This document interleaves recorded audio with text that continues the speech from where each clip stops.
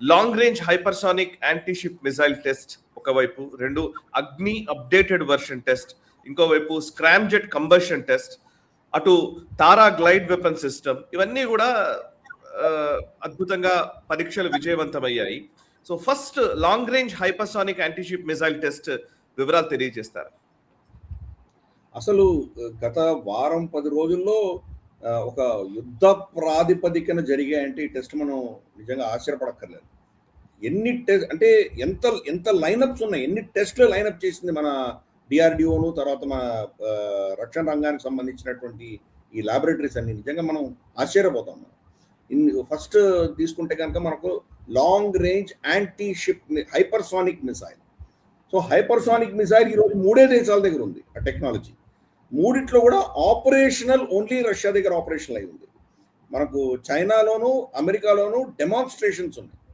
వాళ్ళు డిఎఫ్ సిరీస్లో కొన్ని హైపర్సానిక్ అని చెప్తోంది చైనా, కానీ అది నిజంగా ఆపరేషనల్ కాదా ప్రశ్ననే. అమెరికా ఇంతవరకు 100% దాన్ని అచీవ్ చేయలేకపోయింది. అటువంటిది భారతదేశం ఈరోజు దాన్ని ఎన్నో హైపర్సానిక్ మిసైల్లో కూడా మల్టిపుల్ వర్షన్స్ చేస్తున్నాం. ఆల్రెడీ ఇప్పుడు 3 ఏళ్ళు అయిపోయింది మనం ఫస్ట్ డెమాన్స్ట్రేట్ చేసి. తర్వాత ఇది సెకండ్ టెస్ట్, ఇది anti ship long range missile. అంటే ఇప్పుడు ఫర్ ఇన్స్టెన్స్ చైనాకు సంబంధించిన షిప్పులు ఇండియన్ ఓషన్ రీజన్లో వచ్చి వాళ్ళు కనుక గస్తీ తిరుగుతుంటే మనం ల్యాండ్ బేస్డ్ ఎక్కడో విశాఖపట్నమో చెన్నైయో ఇక్కడి నుంచి మనం కొట్టామంటే హైపర్సానిక్ మిసైల్ దాన్ని టేక్ డౌన్ చేయొచ్చు. సో అటువంటి టెస్ట్ని మనం చేసాము, చాలా సక్సెస్ఫుల్గా చేసాము. Long range hypersonic missile, long range missiles చాలా ఉన్నాయి మనకి, యాంటీ షిప్ మిసైల్స్ ఉన్నాయి మన దగ్గర. ఈవెన్ బ్రహ్మోస్ కూడా first original BrahMos version was anti ship. మనకు రష్యా మనకి ఇచ్చింది యాంటీ షిప్ ఇచ్చింది. దాన్ని మనం జుగాడు చేసి దాన్ని అది చేసి ఇది చేసి కింద మీద చేసి దాన్ని air to air, surface to air, surface to surface ఎన్నో చేసాం. దాన్ని ఎన్నో వర్షన్స్ తీసుకొచ్చాం. సబ్మరీన్ వర్షన్ తీసుకొస్తున్నాము, ఎన్నో వర్షన్స్ తీసుకొచ్చాం. కానీ ఇది హైపర్సానిక్ మిసైల్. హైపర్సానిక్ మిసైల్ అంటే కనీసం అంటే మ్యాక్ 5 అండ్ అబౌవ్ స్పీడ్ వెళ్ళేటువంటి మిసైల్ హైపర్సానిక్ మిసైల్ అంటారు. అది సక్సెస్ఫుల్గా టెస్ట్ చేశారని చెప్పారు. అఫ్ కోర్స్ దీని రేంజ్ అవన్నీ క్లాసిఫైడ్ ఉంటాయి ప్రస్తుతానికి, ఎందుకంటే అది ఇంకా ఇండక్షన్ అవ్వలేదు. ఇది సెకండ్ టెస్ట్ జరిగింది. ఇది అందరి ఎస్టిమేషన్ ఏంటంటే బహుశా 2000-2500 కిలోమీటర్ల దూరంలో కొట్టగలుగుతుంది అని. ఎందుకంటే హైపర్సానిక్ స్పీడ్లో వెళ్ళేది మనకి ఇంటర్ కాంటినెంటల్ బ్యాలిస్టిక్ మిసైల్ దాకా వెళ్ళలేదు. కొన్ని 5000 కిలోమీటర్లు, 6000 కిలోమీటర్లు వెళ్ళడం చాలా చాలా కష్టం. 2000 కిలోమీటర్లు దాన్ని సస్టైన్ చేయాలంటే కనుక దానికి కావాల్సిన ఎనర్జీ, దానికి కావాల్సిన థ్రస్ట్, దానికి కావాల్సిన బూస్టరు, ఇవన్నీ కూడా ఒక డిఫరెంట్ లెవెల్ ఆఫ్ టెక్నాలజీ. ప్రపంచంలో 3 దేశాలకు ఉన్నాయంటే అర్థం చేసుకోవచ్చు అది ఎంత నీష్ టెక్నాలజీ. అది మనం అచీవ్ చేయగలిగాం. అంటే ఆల్రెడీ ఫస్ట్ టైం చేసాము, ఇప్పుడు సెకండ్ టైం మళ్ళీ పారామీటర్స్ అన్ని టెస్ట్ చేస్తే కనుక అది వ్యాలిడేట్ అయినాయి. అందుకని ఇది ఒక మేజర్ సక్సెస్ మనకు. దానికి ఇంకా పేరు పెట్టలేదు, బహుశా రాబోయే రోజు దానికి ఏం పేరు పెడతారో మనం చూడాలి. ఈ డెమాన్స్ట్రేషన్ అయిపోయింది. నెక్స్ట్ ఇంకా ఫోర్సెస్కి వాళ్ళు చూపిస్తారు, వాళ్ళ దీని పారామీటర్స్ సంబంధించి దానికి అడిషన్స్, దాంట్లో చేంజెస్ ఇవన్నీ కూడా అడుగుతారు వాళ్ళు. ప్రోటోకాల్స్ సంబంధించిన అడిగిన తర్వాత అవన్నీ అయిన తర్వాత దెన్ ఫైనల్ ప్రోటోటైప్ వస్తుంది, దెన్ ఇండక్షన్కి వస్తుంది. సో ప్రస్తుతానికి అది ఒక మేజర్ అచీవ్మెంట్ మనకు. ఒక టెస్ట్లో సెకండ్ టెస్ట్ కూడా సక్సెస్ఫుల్గా మనం కొట్టగలిగాం. మనం 2 కీలకంగా మనకు అగ్ని సిరీస్లో ఎంఐఆర్వి టెస్ట్ గతంలోనే చేసాం ఒకసారి, బట్ మళ్ళీ దాన్ని రీవాలిడేట్ చేసాం. ఇది ఈసారి ఏమైందంటే అందరూ ఫోటోలు కూడా తీశారు, ఫోటోలు వీడియోలు తీశారు. ఒడిశా కోస్ట్లో నుంచి, ఈవెన్ బంగ్లాదేశ్ నుంచి కూడా చాలామంది ఫోటోలు వీడియోలు తీశారు. అది ఒక నోటం ఇష్యూ చేశారు. అగైన్ మన ప్రేక్షకులకు నోటం ఏంటో చెప్పక్కర్లేదు అనుకుంటాను. నోటీస్ టు ఎయిర్మెన్ మనం ఇష్యూ చేశాము. అది ఒక 4000 నుంచి 5000 కిలోమీటర్ వరకు మనం ఇష్యూ చేశాము. కానీ ఇది 3200-3300 కిలోమీటర్స్ వరకే వెళ్ళింది. నార్మల్గా మనకు అగ్ని 5 మన దగ్గర ఉన్నటువంటి ఇండక్ట్ అయినటువంటి అగ్ని 5 5000 నుంచి 8000 కిలోమీటర్ల దాకా వెళ్తుంది. అది మనకి ఎగ్జాక్ట్ డిస్టెన్స్ క్లాసిఫైడ్ ఉంటుంది. మనకు చెప్పరు వాళ్ళు. 5000 అనుకోని దగ్గర ఉంటుంది, 8000 అనుకోని దగ్గర ఉంటుంది, రఫ్లీ ఆ రేంజ్లో ఉంటుంది. ఈ టెస్ట్ చాలా వైడ్ రేంజ్లో, ఎంఐఆర్వి అంటే తెలుసు కదా, multiple independently targetable reentry vehicle. దాని పేరులోనే మనకు అర్థమవుతుంది. ఫస్ట్ ఒక మిసైల్ వెళ్తుంది, వెళ్ళిన తర్వాత అట్మాస్ఫియర్ దాటుతుంది. అట్మాస్ఫియర్ దాటి మళ్ళీ భూమి కక్షలోకి వచ్చినప్పుడు అది మల్టిపుల్ మిసైల్స్ని లాంచ్ చేస్తుంది, ఒకటి కాదు. ఆ రాకెట్ అయిపోతుంది. ఫస్ట్ సెకండ్ ఫేజ్ బూస్టర్ అయిపోయిన తర్వాత దాంట్లో ఈసారి 3 టార్గెట్ చేశారు, బట్ దాంట్లో 10 మిసైల్స్ దాకా పెట్టచ్చు. మల్టిపుల్ మిజైల్స్ దాని నుంచి డిస్బర్స్ అవుతాయి. కాబట్టి శత్రువుకి దీన్ని షూట్ డౌన్ చేయడం అనేది నెక్స్ట్ ఇంపాసిబుల్. ఒక మిజైల్ వస్తోంది, మనకు ఇక్కడికి అట్మాస్ఫియర్లోకి దాటి వెళ్ళిపోయింది, స్పేస్లోకి వెళ్ళింది, కిందికి వస్తోంది, దీన్ని టార్గెట్ చేద్దామని ప్లాన్ చేసేసరికి 10 కింద స్ప్లిట్ అయిపోతుంది. దేనిని టార్గెట్ చేస్తాం మనం? అండ్ అప్పటికి హైపర్సానిక్ స్పీడ్ పట్టుకుంటుంది. హైపర్సానిక్ స్పీడ్ పట్టుకున్నప్పుడు ఏ మిజైల్ అయినా కానీ కూడా మనకు టర్మినల్ స్టేజెస్లో అంటారు, అంటే ఇంకా పడిపోయే ముందర హైపర్సానిక్ స్పీడ్ వస్తుంది ఆటోమేటిక్గా. కాబట్టి హైపర్సానిక్ స్పీడ్ని ఎలా వీళ్ళు ఛేదించగలరు? అది 10 మిజైల్స్ వస్తే ఎలా ఛేదించగలరు? అది డిఫరెంట్ ఏరియాస్లో కొట్టగలరు. సో 3240 ఆడ్ కిలోమీటర్స్ దూరంలో మల్టిపుల్ టార్గెట్స్ని సైమల్టేనియస్గా ఛేదించాము, టెస్ట్ చేశాము. దీంట్లో చాలా డిస్కషన్స్ ఉన్నాయి. కొన్ని మన న్యూస్ అవుట్లెట్లు చూస్తే కనుక అగ్ని 6 టెస్ట్ చేసింది భారతదేశం అని చెప్పి రాసేసారు డిఫెన్స్ ఎక్స్పర్ట్స్ కింద. డిఆర్డిఓ ఎక్కడ కూడా ఇది అగ్ని 6 అని చెప్పలేదు. అగ్ని 6 రెడీ అని చెప్పేసి మనకు డిఆర్డిఓ చైర్మన్ ఆయన చెప్పారు. కానీ దాంట్లో ఆయన చెప్పిన కీలకం ఏంటంటే ఇది పొలిటికల్ డెసిషన్కి వదిలేస్తున్నామన్నారు. ఎందుకంటే అగ్ని 6 అనేది it's a political decision, it's not a military decision. అగ్ని 6 అన్నది ఇంటర్ కాంటినెంటల్ బ్యాలిస్టిక్ మిజైల్ అవుతుంది.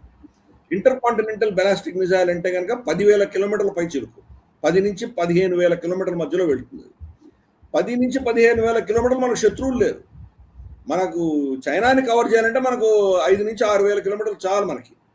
పాకిస్తాన్ అది కూడా అక్కర్లేదు మనకి. అగ్ని 1, అగ్ని 2 చాలు మనకి పాకిస్తాన్ని కవర్ చేయడానికి. అగ్ని 5 అనేది చైనాని కవర్ చేయడానికి చాలు. అంతకంటే ఎక్కువ పెట్టామంటే కనుక మనం అమెరికాని థ్రెటన్ చేస్తున్నామా, యూరోప్ని థ్రెటన్ చేస్తున్నామా? కాబట్టి ఇది పొలిటికల్ డెసిషన్. అటువంటిది నిజంగా మనకు కావాలా? ఇవన్నీ కూడా పొలిటికల్ డెసిషన్. అలాగే మనం కనుక అమెరికా లాగా మనకు స్థావరాలు ప్రపంచవ్యాప్తంగా పెట్టుకుంటే అక్కడి నుంచి ఫైర్ చేయడానికి కావాల్స్తే అగ్ని 6 అవసరం. అగ్ని 6 టెక్నాలజీ మన దగ్గర ఉన్నది, కానీ అఫీషియల్గా భారత ప్రభుత్వం అనౌన్స్ చేయలేదు. అగ్ని 6 మేము చేస్తున్నామని చెప్పలేదు. అంటే ఇప్పుడు మనం ఏమనుకోవాలంటే అగ్ని 5నే దాని యొక్క సుపీరియర్ వర్షన్ టెస్ట్ అయింది అని అర్థం చేసుకోవాలి. ఓకే సార్, అయితే ఇప్పుడు ఐసీబీఎం గురించే కదా ఇప్పుడు పాకిస్తాన్ విషయంలో మొన్న ఈవెన్ తులసి గబార్డ్ ఇచ్చినటువంటి రిపోర్ట్ లో కూడా అందులో మెన్షన్ చేయడం జరిగింది ఇంటర్ కాంటినెంటల్ బ్యాలిస్టిక్ మిజైల్స్ గురించే కదా. సో పాకిస్తాన్ ఆల్రెడీ దాన్ని టెస్ట్ చేసిందా లేకపోతే ఏంటి? అంటే వాడేం టెస్ట్ చేయలేదు, చైనా ఇచ్చింది వాళ్ళకి. వాళ్ళ దగ్గర ఉంది అని ప్రకటించడం కదా లేననేది.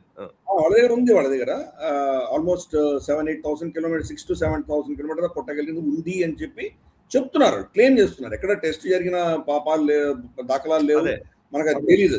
వాళ్ళు క్లెయిమ్ చేస్తున్నారు. తులసి గబార్డ్ ఆ రిపోర్ట్ కూడా ఇచ్చింది. మన దగ్గర కూడా క్యాపబిలిటీ ఉంది, రైట్? మనకి ఎప్పటి నుంచో ఉంది మన దగ్గర. అగ్ని 5 ఎప్పుడో ఇండక్ట్ దగ్గర, కానీ ఇది ఐసీబీఎం కాదు, ఇది medium continental interim range medium inter continental ballistic missile. So medium range ballistic missile. Inter continental సరికి మనకి ఏషియా నుంచి అమెరికా దాకా కొట్టగలం, యూరోప్ దాకా కొట్టగలం. అటువంటిది మనం పెట్టుకోలేదు, స్ట్రాటజీగా పెట్టుకోలేదు. పెట్టుకోవడం పెద్ద ఇష్యూ కాదు అసలు. అగ్ని 5 మన దగ్గర ఉందంటే అగ్ని 6 ఆటోమేటిక్గా ఉన్నట్లే. ఎందుకంటే దాన్ని ఇంకో బూస్టర్ ఒకటి పెట్టాలి అంతే. ఇది 2 స్టేజ్ రాకెట్. ఇది ఫస్ట్ స్టేజ్ వచ్చి దాన్ని థ్రస్ట్ ఇస్తుంది, ఇచ్చి మన స్పేస్ లోకి తీసుకువెళ్తుంది. సెకండ్ స్టేజ్ ఇగ్నైట్ అయ్యి దాన్ని ఫైనల్ టర్మినల్ స్టేజ్కి పుష్ చేస్తుంది. టర్మినల్ స్టేజ్ పుష్ చేసిన తర్వాత దాంట్లో గ్లైడ్ సిస్టము, తర్వాత మన అర్త్ గ్రావిటీ, భూమి ఆకర్షణ శక్తితోటి ఆ మిజైల్స్ అన్ని వస్తాయి. కాబట్టి దీంట్లో ఇంకా డిస్టెన్స్ ఎక్కువ కొట్టాలంటే ఇంకో అడిషనల్ ఫ్యూయల్ కావాలి మనకు, అంతే. సో 3 స్టేజ్ రాకెట్ పెట్టచ్చు మనం. 3 స్టేజ్ రాకెట్ టెక్నాలజీ మన దగ్గర ఉంది. అది అగ్ని 6 ఏం కర్మ 20,000 కిలోమీటర్స్ దాకా కొట్టగలిగిన కెపాసిటీ మన దగ్గర ఆల్రెడీ ఉంది. అది పెద్ద ఇష్యూ కాదు అది. అందుకనే అది టెస్ట్ చేయాల్సిన అవసరం లేదు. మన వాళ్ళు ఆల్రెడీ టెస్ట్ చేశారు, మన దగ్గర ఆ కెపాసిటీ ఉంది. ఇది ఓన్లీ పొలిటికల్ డెసిషన్. అందుకని పదే చెప్తున్నాను, ఇట్స్ ఓన్లీ పొలిటికల్ డెసిషన్. ఎందుకంటే మన శత్రువులను దాటి మనం కొట్టే కెపాసిటీ మన దగ్గర ఉంది అంటే కనుక ఈరోజు తులసి గబార్డ్ పాకిస్తాన్ మీద ఇచ్చిన స్టేట్మెంట్ మనకు కూడా ఇవ్వచ్చు. పాకిస్తాన్కి ఏంటంటే స్ట్రాటజీగా అడ్వాంటేజ్. వాళ్ళ దేశంలో వాళ్ళు చెప్పుకోవచ్చు మేము ఇజ్రాయెల్ని కొట్టగలము అని చెప్పుకోవచ్చు. వాళ్ళలో సో కాల్డ్ ఎక్స్పర్ట్స్, అనలిస్ట్ అందరూ ఏం చెప్తారంటే అసలు గాజా మీద ఇంత యుద్ధం జరుగుతుంటే పాకిస్తాన్ ఈరోజు ఇజ్రాయెల్ మీద ఎందుకు ఆటమ్ బాంబ్ వేయట్లేదు అని చెప్పి ప్రశ్నిస్తుంది. నిజంగా వాళ్ళ దగ్గర అంత డెలివరీ సిస్టమ్స్ ఉన్నాయా? శాటిలైటే లేదు వాళ్ళ దగ్గర. చైనీస్ శాటిలైట్ మీద డిపెండ్ అవ్వాలి వాళ్ళు. గాజు తొడుకొని కూర్చొని అక్కడ ఇజ్రాయెల్ వీడిగానే అటువంటి పిచ్చి వాళ్ళని ఏం చేస్తే కనుక పాకిస్తాన్ అనే దేశం ఉండదు, వాళ్ళు మొత్తం బొంబార్డ్ చేసి పడేస్తారు. వాళ్ళ దగ్గర న్యూక్లియర్ వెపన్స్ ఇజ్రాయెల్ దగ్గర చాలా ఉన్నాయి. ఇరాన్ అయితే వాడు న్యూక్లియర్ శక్తి కాదు కాబట్టి న్యూక్లియర్ అటాక్ చేయలేదు ఇరాన్ మీద. పాకిస్తాన్ దగ్గర న్యూక్లియర్ వెపన్స్ ఉన్నాయి కాబట్టి ఇజ్రాయెల్ తప్పకుండా అటాక్ చేస్తుంది అక్కడ. ఒకవేళ రేడియేషన్ ఉంటే మనకు భారతదేశంలో ప్రాబ్లం వస్తుంది కానీ ఇజ్రాయెల్కి ఏం ప్రాబ్లం లేదు కదా. కాబట్టి అటువంటి పిచ్చి పనులు లేవు. కానీ బట్ ఈ ఆలోచనలు ఈ వీళ్ళకు ఉన్నాయి పాకిస్తాన్. వాళ్ళని జస్టిఫై చేసుకోవడానికి, చూడు మేము ఇజ్రాయెల్ని థ్రెటన్ చేయగలుగుతున్నాము, అందుకనే మేము మీ పైసలు మీరు అందరూ గడ్డి తినండి, ఆ పైసలన్నీ మేము న్యూక్లియర్ బాంబులో లాంగ్ రేంజ్ మిసైల్స్ లో పెట్టుకుంటాము అని చెప్పి పాకిస్తాన్ వాళ్ళ దేశంలో వనరులన్నీ కొల్లగొడుతుంది వాళ్ళ ఆర్మీ. దాన్ని కొట్టడానికి నేరేటివ్ కావాలి కాబట్టి ఐసీబీఎం పెట్టుకున్నారు. మనకు అవసరం లేదు, మనకి అది పెట్టుకుంటే మన దానివల్ల డిసడ్వాంటేజెస్ ఉంటాయి కాబట్టి మనం ఐసీబీఎం పెట్టుకోలేదు. కానీ ఈ అగ్ని 5 అన్నది అది అగ్ని 5 అగ్ని 6 చెప్పలేదు, అగ్ని సిరీస్ అని చెప్పి వదిలేశారు. డిఆర్డిఓ స్టేట్మెంట్ చూస్తే అగ్ని సిరీస్ అని చెప్పి వదిలేశారు. సో మనం అనుకోవచ్చు ఏంటంటే మన దగ్గర ఉన్నటువంటి ఇప్పుడు అగ్ని 5 ఏదైతే మన దగ్గర ఉందో దాంట్లో హయ్యర్ వర్షన్ తీసుకొచ్చాం మనం. అంటే దీంట్లో మనం చూస్తే కనుక ఆ వీడియోస్ చూస్తే కనుక యాక్చువల్గా అది జిగ్జాగే వెళ్తుంది, వెళ్ళింది ఇలా తిరిగి ఇలా లూప్ లాగా వెళ్ళినటువంటి వీడియోస్ మనం చూసాం. అంటే ఇది మెనూవరబిలిటీ, హైపర్సానిక్ స్పీడ్లో దీన్ని మెనూవర్ ఎలా చేయాలి. ఎందుకంటే యాంటీ మిసైల్ బ్యాటరీస్ ఉంటాయి కదా, వాళ్ళు షూట్ డౌన్ చేయగలరు కదా. ఆ షూట్ డౌన్ చేయకుండా తప్పించుకొని కొట్టగలిగినటువంటి దాంట్లో ఫీచర్స్ అన్ని పెట్టారు దాంట్లో. మామూలుగా మిసైల్ అంత స్పీడ్లో వెళ్తుంటే కనుక టార్గెట్లో వెళ్ళి పడిపోతుంది, అంతకంటే ఏం చేయలేము. దాన్ని మెనూవర్ చేయడం, సడన్గా హైట్ దిగిపోవడం, లేదా పైకి వెళ్ళడం, మళ్ళీ దిగడం, లేదా సైడ్కి వెళ్ళడం, మళ్ళీ ఇటు రావడం, ఇలా దాన్ని ఇష్టం వచ్చినట్టు మెనూవర్ చేస్తే కనుక ఏ టార్గెట్ని కొడుతోందో వాళ్ళ యాంటీ మిసైల్ బ్యాటరీస్కి అర్థం కాదు. సో అది హైపర్ సానిక్ స్పీడ్లో వస్తుంది. ఆ స్పీడ్లో ఫస్ట్ కౌంటర్ చేయడమే చాలా నెక్స్ట్ ఇంపాసిబుల్. సెకండ్, ఇంత అన్ప్రెడిక్టబుల్ పాత్లో వెళ్తుంది అంటే దాన్ని ఎవరు గుర్తుపట్టలేని పాత్లో వెళ్తుంటే దాన్ని కనుక్కోవడం, దాన్ని షూట్ డౌన్ చేయడం ఇంపాసిబుల్. అది టెస్ట్ చేసాం మనం. ఈ టెస్టులో ఈ యొక్క ఫీచర్స్ అన్ని టెస్ట్ చేసాం మనం. ఎలా ఎనిమీ రడార్స్ని తప్పించుకొని వెళ్ళగలము అన్నవన్నీ టెస్ట్ చేసాం. కానీ ఇదే సమయంలో మళ్ళీ చైనీస్ ఒక రీసెర్చ్ షిప్ అన్నది దీని ఫ్లైట్ పాత్లోనే నోటం ఎక్కడ ఇష్యూ చేసామో ఆ ఫ్లైట్ పాత్రలోనే వచ్చి కూర్చుంది. అంటే వాళ్ళు అబ్జర్వ్ చేశారు దీని మొత్తం పారామీటర్స్, దీని స్పీడు, దీని ఇగ్నిషను, దాని యొక్క లైట్, అంటే లైట్ దానికి అక్కడ వస్తున్నటువంటి లైట్ పట్టి ఎటువంటి కెమికల్స్, ఎటువంటి ఫ్యూయల్ వాడారు కూడా అర్థమవుతుంది వాళ్ళకి. ఇది లిక్విడ్ ఫ్యూయలా, సాలిడ్ ఫ్యూయలా, ఇవన్నీ అర్థమవుతాయి. సో అవన్నీ కూడా వాళ్ళు వాచ్ చేశారు. వాళ్ళు చైనీస్ వాచ్ చేస్తున్నారని తెలిసి కూడా మనం ఫైర్ చేసాం. గతంలో మనం ఇవి టెస్ట్లు ఆపేసుకునేవాళ్ళం, ఈసారి ఆపలేదు, అదే పనిగా చేసాం. అంటే ఒక మెసేజ్ ఇవ్వదలుచుకున్నాం చైనాకి. మన దగ్గర ఆల్రెడీ అగ్ని 5 ఉంది, అందరికీ తెలుసు.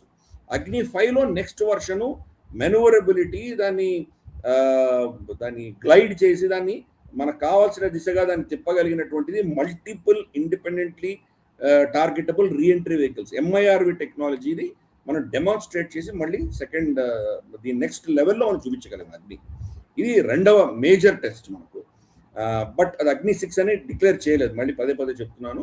బట్ మన దగ్గర అగ్ని 6 కాదు కదా, అగ్ని 7 కావాల్సిన టెక్నాలజీ కూడా మన దగ్గర ఉంది. దాన్ని అగ్ని 6 అనకుండా సూర్య అనే అందాము అని చెప్పేసి కూడా కొన్ని వర్షన్స్ ఉన్నాయి. కానీ అది మనకు అవసరమే లేదు. అవసరం వస్తే we can assemble it no time. Third booster పెట్టి కొట్టగలిగిన కెపాసిటీ మనకి ఈజీగా ఉంది. ఒకసారి టెక్నాలజీ ఉంటే దాన్ని ఎన్హాన్స్ చేసుకుంటూ వెళ్ళడమే, అంతకంటే ఇంకేమీ లేదు. కాబట్టి దానికి సపరేట్ టెక్నాలజీ ఏమి లేదు, ఉన్న టెక్నాలజీలోనే అడిషనల్ థ్రస్ట్ ఇవ్వడమే, కాబట్టి పెద్ద ప్రాబ్లం లేదు. సో అది రెండవ టెస్ట్. మూడవది చాలా కీలకంగా మన హైదరాబాద్లో డిఆర్డిఎల్, మనకు డిఫెన్స్ రీసెర్చ్ డెవలప్మెంట్ ల్యాబొరేటరీస్, దాంట్లో ఒక టెస్ట్ జరిగింది. స్క్రామ్ జెట్ ఇంజిన్ ఉంది, ర్యామ్ జెట్, స్క్రామ్ జెట్ అని 2 ఇంజిన్స్ ఉన్నాయి. ఇవి నార్మల్గా సూపర్ సానిక్ స్పీడ్ని హైపర్ సానిక్ తీసుకెళ్ళగలరు. దాంట్లో కూడా Scram jet engine is completely different. అంటే ఆ స్పీడ్లో లోపల కంబషన్ ఎలా జరగాలి, ఆక్సిజన్ ఇంటేక్ ఎలా ఉండాలి, దాంట్లో మూవింగ్ పార్ట్స్ ఉంటే కనుక విరిగిపోతాయి, కరిగిపోతాయి, అవన్నీ కూడా మూవింగ్ పార్ట్స్ లేకుండా కన్జప్షన్ ఎలా జరగాలి, అది అల్టిమేట్ టెక్నాలజీ. అది ప్రపంచంలోనే భారతదేశంతో ఇంక్లూడ్ చేస్తే 4 దేశాల దగ్గర ఉంది, ఇంకెవరి దగ్గర లేదు. ఇజ్రాయెల్ దగ్గర ఉందేమో కానీ వాళ్ళ దగ్గర డెమాన్స్ట్రేట్ చేసినట్టు మనం ఎక్కడ చూడలేదు. రష్యా, చైనా, యుఎస్ఏ అండ్ భారతదేశం 4 దేశాల దగ్గర మాత్రమే ఉంది. దాన్ని స్క్రామ్ జెట్ ఇంజన్ని 1200 సెకండ్స్ ప్లస్ 1200 క్షణాల కంటే ఎక్కువ దీన్ని మనం ఫైర్ చేయగలిగాం. 1200 సెకండ్స్ అంటే కనుక దాన్ని 60 సెకండ్స్తో డివైడ్ చేస్తే కనుక 20 నిమిషాలు. అది 20 నిమిషాలు హైపర్సానిక్ మిసైల్ వెళ్ళిందంటే ఎక్కడ కొట్టగలదు అది? 20 మినిట్స్ జర్నీ అంటే కనుక అట్ మ్యాక్ 10 మ్యాక్ 12 స్పీడ్లో ఎక్కడా కొట్టగలదు. సో మామూలుగా హైపర్సానిక్ మిసైల్ వెళ్ళడానికి అది స్టాటిక్గా మామూలుగా దాన్ని స్టాండ్ మీద పెట్టినప్పుడు హైపర్సానిక్ స్పీడ్ పికప్ అవ్వద్దు. దాన్ని సూపర్ సానిక్ స్పీడ్కి తీసుకెళ్ళడానికి ఒక బూస్టర్ కావాలి. ఫస్ట్ బూస్టర్ ఆ సూపర్ సానిక్ స్పీడ్ దాకా తీసుకెళ్ళి వదిలిపెడితే అప్పుడు ఈ స్క్రామ్జెట్ ఇగ్నైట్ అవుతుంది. స్క్రామ్జెట్ ఇగ్నైట్ దాన్ని హైపర్సానిక్ స్పీడ్కి తీసుకెళ్తుంది. అంటే హైపర్సానిక్ స్పీడ్లో 20 minutes ఫైర్ చేయగలిగిందంటే సూపర్ సానిక్ స్పీడ్లో మన దగ్గర ఆల్రెడీ చాలా టెక్నాలజీ ఉంది. సూపర్ సానిక్ స్పీడ్ ఆల్రెడీ దాన్ని 800 కిలోమీటర్లో 1000 కిలోమీటర్ల దాకా తీసుకెళ్ళి అక్కడి నుంచి హైపర్సానిక్ పికప్ అయిందంటే కనీసం అంటే 3000-4000 కిలోమీటర్ల దాకా ఈ మిసైల్ మనం ఫైర్ చేయొచ్చు. దరిద్రం అంటే 2000 కిలోమీటర్స్ 2500 కిలోమీటర్స్ దాకా హైపర్సానిక్ స్పీడ్లో మనం ఫైర్ చేయగలం. ఇది ఈ టెస్ట్ మనకు హైదరాబాద్లో జరిగిన DRDL టెస్ట్లో మనకు తేలింది. 1200 గతంలో మనం చాలా తక్కువ 1000 కంటే తక్కువ 800 సెకండ్సే మనం కొట్టగలిగాము. ఇప్పుడు 1200 సెకండ్స్ అచీవ్ చేసాం. అంటే హైపర్సానిక్ టెక్నాలజీలో ఏ లెవెల్కి వెళ్తున్నామో అర్థం చేసుకోవచ్చు. అమెరికన్ హైపర్సానిక్ టెక్నాలజీ కూడా వాళ్ళు ఇంకా స్ట్రగుల్ అవుతున్నారు. వాళ్ళు పర్ఫెక్షన్ రాలేదు అమెరికాకి. ఈరోజు నిజంగా చెప్పాలంటే రష్యా దగ్గర మాత్రమే ఉంది. చైనా క్లెయిమ్ చేస్తాం. చైనా క్లెయిమ్ నిజంగా ఎవరు టెస్ట్ చేసిన పాపాన పోలేదు. మన దగ్గర ఉంది ఆ టెక్నాలజీ. అందుకని ఈ యొక్క స్క్రామ్జెట్ ఇంజిన్ దాని యొక్క బర్నింగ్ ఏదైతే మనం టెస్ట్ చేసామో మేజర్ న్యూస్ ఇది. అంటే మన కెపాసిటీ ఎక్కడ దాకా వెళ్ళిందో అర్థం చేసుకోవచ్చు. ఈ హైపర్సానిక్ టెక్నాలజీని ఆల్మోస్ట్ అన్నిట్లో మనం వాడబోతున్నాము. రాబోయే అగ్ని సిరీస్ కావచ్చు, చాలా వాటిలో ఇది హైపర్సానిక్ పెట్టబోతున్నాం. సో ఏ పరిస్థితుల్లో కూడాను వీళ్ళ రెడార్స్ ఏవి కూడా దీన్ని డిటెక్ట్ చేయలేవు. ఒకవేళ డిటెక్ట్ చేసినా దాన్ని కౌంటర్ చేసే కెపాసిటీ వాళ్ళకి ఉండదు. కౌంటర్ చేసేంత లోపల వెళ్ళి మనం కొట్టగలం. కాబట్టి ఆ టెక్నాలజీ మనం అక్వైర్ చేసాం. మూడవది తారా అని చెప్పి ఒక టెస్ట్ చేసాం. ఇది వచ్చేసి టాక్టికల్ అడ్వాన్స్డ్ రేంజ్ ఆగ్మెంటేషన్. అంటే నార్మల్గా మిసైల్స్ మనం ఫైర్ చేస్తే కనుక వెళ్ళి పడుతూ ఉంటాయి. అక్కడ దానికి error, circular error of probability CEP అంటారు. అది ఒక 10 మీటర్లు 20 మీటర్లు, చాలా మిసైల్స్కి అయితే 50 మీటర్ల దూరంలో కూడా పడుతుంటుంది. ఎందుకంటే గ్రావిటీ మనం అర్థం చేసుకోవాలి. భూమి కూడా తిరుగుతోంది. మనం ఫైర్ చేసినప్పటికీ అప్పటికి భూమి తిరుగుతోంది. ఆ విండ్ ఫ్యాక్టర్ ఉంటుంది, గ్రావిటేషనల్ ఫోర్స్ ఉంటుంది. తర్వాత మనం ఫైర్ చేసేటప్పుడు గన్ పర్ఫెక్ట్గా ఫైర్ చేయదు కదా. ఆ రికాయిల్ ఉన్నప్పుడు కొద్దిగా షేక్ అవ్వచ్చు. 1 mm, 1/2 mm తిరిగినా కానీ కూడా ఏమవుతుందంటే ఇటు వెళ్ళాల్సింది కొంచెం 1 mm over distance of 300 kilometres అని జరిగే 20 meters 30 meters దూరం వెళ్ళి పడుతుంది. కాబట్టి ఇవన్నీ కూడా యాక్యురేట్గా లేకుండా మనం ఫైర్ చేసేవాళ్ళం గతంలో మిజైల్స్ అన్ని కూడా. వాటికి ఈ బూస్ట్ ఇవ్వగలిగాం. టాక్టికల్ అడ్వాన్స్డ్ రేంజ్ ఆగ్మెంటేషన్ అంటే దాని ఇంకా శక్తిని పెంచుతున్నాం. సో నార్మల్ మన దగ్గర ఉన్నటువంటి మ్యూనిషన్స్, నార్మల్ మిజైల్స్ని పిన్ పాయింట్ యాక్యురసీతో కొట్టగలిగినటువంటి దానికి అడిషనల్ కెపాసిటీ ఇస్తున్నటువంటి అస్త్రం ఇది. అది టెస్ట్ అయింది. సూపర్గా టెస్ట్ చేసాం మనం. అంటే రేపటి రోజు మన దగ్గర ఉన్నటువంటి నార్మల్ అమ్యూనిషన్ కూడా పిన్ పాయింట్ యాక్యురసీతో కొట్టగలదు. ఊరికే ఫైర్ చేసామా, ఇక్కడ నుంచి బోఫోర్స్ టైంలో కొట్టాం మనం, ఒక 5 షెల్స్ కొడితే దాంట్లో ఒకటి తగిలేదు, మిగతా 2 చుట్టుపక్కల పడేది. ఇప్పుడు అలా కాదు. ప్రతి షెల్ కూడా మనం కొట్టేది, ప్రతి మిసైల్ మనం ఫైర్ చేసేది పర్ఫెక్ట్ యాక్యురసీతో పడుతుంది. విత్ CEP అంటారు. CEP అంటే దాని ఎర్రర్ ఆఫ్ ప్రాబిలిటీ, ఎంత దూరంలో పడుతుంది. దాంట్లో మాక్సిమం 5 meters లోపల పడుతుంది. 5 meters అన్నది అసలు internationally nothing. Anything between 20 to 50 is a normal standard. 5 meters లోపల పడుతుంది. అంత యాక్యురసీతో కొట్టగలం. ఈ టెస్ట్ చేశాము. సో ఇవన్నీ కూడా ఏంటంటే మ్యాటర్ ఆఫ్ 1 week 10 days ఇవన్నీ జరిగినాయి. ఇవన్నీ హై నీష్ టెక్నాలజీస్, ఏ దేశాల్లో లేనటువంటివి, ఓన్లీ 2-3 దేశాల్లో మాత్రమే ఉన్నటువంటి టెక్నాలజీస్ అన్ని కూడా మనం డెమాన్స్ట్రేట్ చేసి చూపించాం. అంటే సడన్గా ఇప్పుడు సింధూర్లో మేము ఇప్పుడే మేలుకున్నాము, భారతదేశంలో ఇంత శక్తి ఉందా, వీళ్ళ దగ్గర ఇంత కెపాసిటీ ఉందా, ఇంత పర్ఫెక్ట్గా కొట్టగలిగారు, ఇవన్నీ అప్పుడు నిద్రలేసి మీకు తెలిసింది అది. సో ఈ ప్రిపరేషన్స్ అన్ని ఫస్ట్ అర్థం చేసుకుంటే కనుక అప్పుడు సర్ప్రైజ్ ఉండదు మనకి. నెక్స్ట్ యుద్ధం అంటూ జరిగితే, చైనాతోటో పాకిస్తాన్తో యుద్ధం అంటూ వస్తే కనుక ఈ టెక్నాలజీస్ అన్ని వాడబోతున్నాం మనం. సో అప్పుడు దీని గురించి చర్చలు జరుగుతాయి. హైపర్సానిక్ అంటే ఏంటో తెలియదు కానీ మన యాంకర్లు దాని గురించి మాట్లాడుతుంటారు. హైపర్సానిక్లో న్యూక్లియర్ బాంబ్ పెట్టచ్చా, ఏమైంది, పిచ్చి పిచ్చి చర్చలు జరుగుతుంటాయి. అంటే బట్ ఎలా చేస్తున్నాం మనం, మన DRDO కావచ్చు, మన సైన్యం కావచ్చు, ప్రభుత్వం కావచ్చు, ఎలా క్యాలిబ్రేటెడ్గా మన శక్తిని పెంచుతున్నాము అట్ సుపీరియర్ లెవెల్. అంటే ఆపరేషన్ సింధూర్లో ఒక గేర్లో ఉంటే కనుక ఇప్పుడు దానికి 2 గేర్లు దాటిపోయాం మనం, నెక్స్ట్ లెవెల్కి వెళ్ళిపోతున్నాం. సో మనకు తెలుసు చైనా ఇమ్మీడియట్గా, చైనా అమెరికా ఇద్దరు వాళ్ళకి సపోర్ట్ చేస్తారని తెలుసు మనకి. పాకిస్తాన్ వెనకేసుకొస్తారు. ఎందుకంటే పాకిస్తాన్ని భారతదేశానికి వ్యతిరేకంగా లీవర్గా వాడుకోవాలి వాళ్ళు. కాబట్టి వాళ్లకు సమర్థన ఇస్తారు, వాళ్ళకి టెక్నాలజీ ఇస్తారు, ఇవన్నీ మనకు తెలుసు. అందుకనే నెక్స్ట్ లెవెల్కి వెళ్ళిపోయాం సడన్గా. ఇప్పుడు పాకిస్తాన్ ఆఫ్ సింధూర్లో మన టెక్నాలజీ చూసి ఆ టెక్నాలజీని కౌంటర్ చేయడానికి వాళ్ళు శక్తి తెచ్చుకుంటే మనం దాన్ని దాటిపోయాం, ఇంకో 2 స్టేజెస్ పైన ఉన్నాం. సో అది ఈ టెస్ట్ అని చెప్తున్నాను.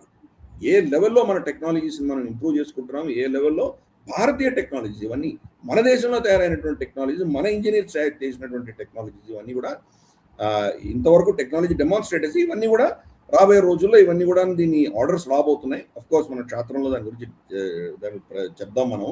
బట్ ఈ టెస్ట్లన్నీ కూడాను మనకు ఒక విధమైనటువంటి అడిషనల్ సూపర్ పవర్ స్టేటస్, అంటే ఉన్నటువంటి 4-5 దేశాలు మిలిటరీ సూపర్ పవర్స్ ఏవైతే ఉన్నాయో దాని ఎక్స్క్లూజివ్ క్లబ్ లో ఈరోజు భారతదేశం కూడా ఉంది. ఈ వీడియో మీకు నచ్చినట్టయితే లైక్ చేయండి, 10 మందికి షేర్ చేయండి. అలాగే కామెంట్ల రూపంలో మీ అభిప్రాయాలను మాతో పంచుకోండి. Nationalist hub group of channels ను సబ్స్క్రైబ్ చేసుకుని తెలుగునాట జాతీయవాద జర్నలిజాన్ని ప్రోత్సహించండి. ఈ వీడియో కింద ఉన్న బెల్ ఐకాన్ పై క్లిక్ చేయడం మర్చిపోవద్దు.